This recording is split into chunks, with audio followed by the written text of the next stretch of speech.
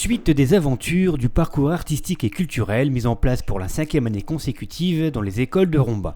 Cette semaine, nous avons rendez-vous avec les CM1 du Petit Moulin et les CE2, CM1 et CM2 de l'école du Rombois.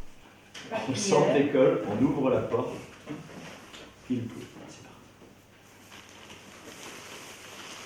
Cette fois, plus de chants italiens, mais pas question pour autant de quitter l'Italie. L'idée est de créer une pièce sonore électro-acoustique. On a décidé d'imaginer un marché italien avec tout ce que comporte l'aspect marché, le son, le bruit, l'ambiance. Il va peut-être juste nous manquer les odeurs. Donc en fait on est allé enregistrer avec les enfants le marché de Romba. Et chacun a récupéré un petit peu de son de ce marché. Là-dessus, j'ai fabriqué une bande-son sur laquelle nous allons jouer.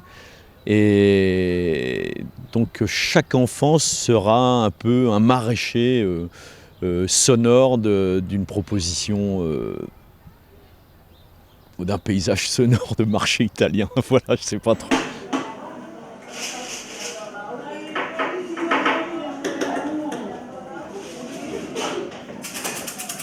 C'est donc comme ça que ces enfants vont être plongés l'instant d'un moment musical dans cette ambiance de marché italien.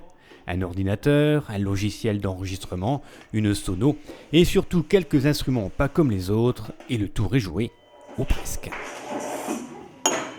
Et l'idée c'est de détourner les instruments, enfin les objets du quotidien pour en extraire des sons qui nous occupent, j'allais dire, tous les jours. Et si on les place dans un contexte particulier, on passe du bruit au son et j'allais dire à la musique, quoi.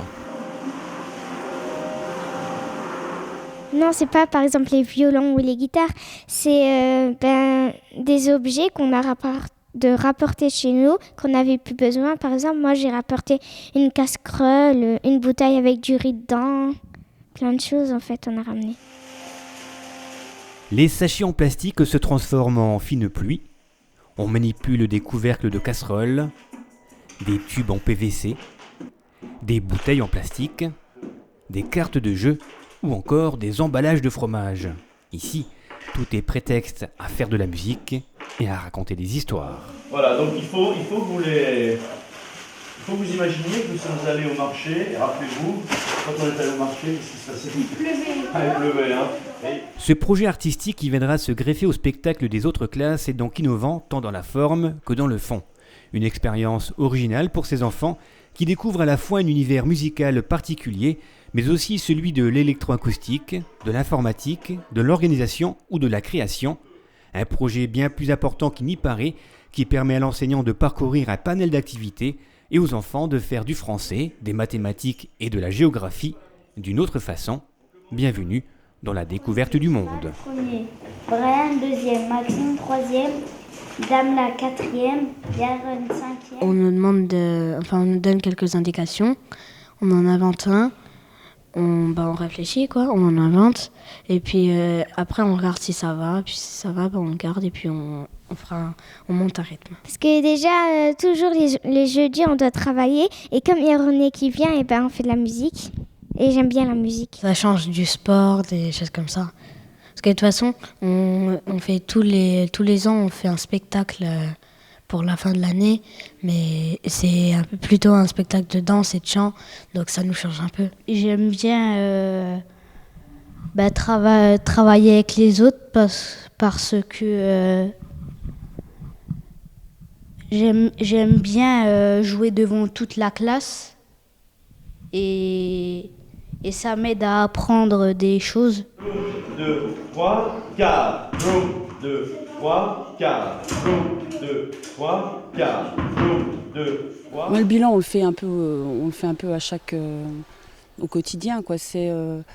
On le fait non pas seulement au travers de ce que les enfants produisent en musique, mais on le fait aussi en vocabulaire, on le fait aussi en lecture, parce que tout tourne un peu. Quand on monte un projet comme celui-là, on essaie de greffer en fait des activités qui s'y rapportent, quoi. Donc après un bilan, on ne va pas mettre une note à ce que les enfants sont en train de faire, mais on voit bien les enfants progresser, ça c'est très net. Et aujourd'hui, dans les images que tu as faites, tu as réussi à filmer, on va dire, sur la durée, quoi. Les enfants jouent sur un moment, alors qu'il a fallu passer par des étapes, évidemment des toutes petites séquences, qu'on a dû répéter un certain nombre de fois. Donc aujourd'hui, avec ce qu'on a entendu là, on peut dire que le bilan est bon. Ce travail artistique verra donc son aboutissement le mercredi 4 juin à l'espace culturel. En attendant, tous ces élèves, d'une manière individuelle, se mettent au service du collectif. Il y a bien sûr des facilités plus ou moins visibles selon les enfants, mais le résultat final promet d'être surprenant et original. Un projet qui démontre une fois de plus tout l'intérêt de faire rentrer par la grande porte la culture dans les écoles. C'est primordial, et puis apprendre aux enfants à voir, entendre, écouter, donner le temps. Moi je suis persuadée que le temps c'est un moyen de connaissance, et que quand on écoute, quand on regarde, on apprend justement tout le temps.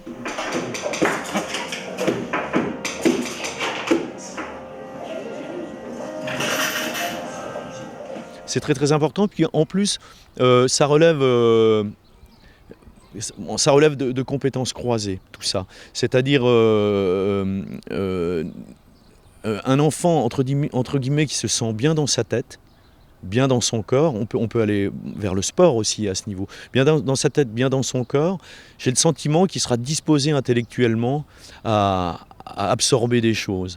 On ne peut pas, chez un enfant, n'utiliser que l'aspect intellectuel, entre guillemets. Enfin, il n'y a pas que ça. C'est vraiment tout un ensemble de choses qui font que quand on est éveillé à ce qui se passe autour de nous, et la culture en fait partie, j'allais dire la culture au sens noble du mot, je pense que l'enfant est serein dans son apprentissage, me semble-t-il.